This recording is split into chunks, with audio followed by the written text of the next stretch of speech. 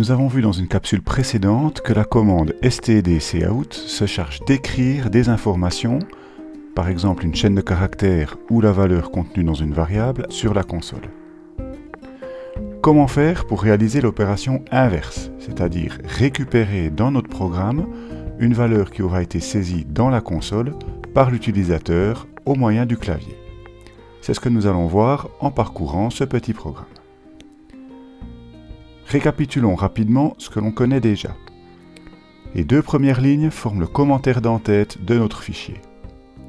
La ligne suivante, #include, indique au compilateur que notre programme va utiliser des fonctionnalités mises à disposition par la bibliothèque IOStream, en l'occurrence les commandes stdcout et stdcin. Enfin, on retrouve notre bloc d'instruction main, qui est le point d'entrée de notre programme. Lorsqu'on va le démarrer, l'ordinateur va automatiquement exécuter chaque instruction, les unes après les autres, qui se trouvent dans ce bloc. Voici donc la première ligne de notre programme.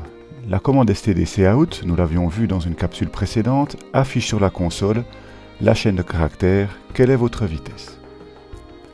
À la ligne suivante, on déclare une variable, nommée vitesse, et on l'initialise à 0. L'ordinateur va donc choisir une case mémoire disponible, lui donner le nom vitesse, noter que dans cette case mémoire, seuls les nombres entiers pourront être mémorisés, et écrit le chiffre 0 comme valeur initiale. C'est la ligne de commande suivante qui nous intéresse particulièrement dans ce programme. On constate que la commande stdcin possède quelques similitudes avec la commande stdcout. Les noms sont proches, elles sont chacune suivies d'un opérateur de flux, mais dans un sens différent. En fait, la commande stdcin, qui est l'abréviation de console input, input signifiant entrée, se charge d'attendre qu'une valeur soit saisie sur la console, généralement par l'utilisateur, au moyen du clavier.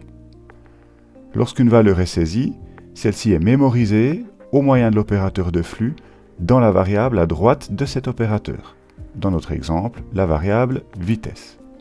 Donc, si par exemple, l'utilisateur saisit au clavier la valeur 86, cette commande se charge de récupérer cette valeur et de la mémoriser dans la variable vitesse.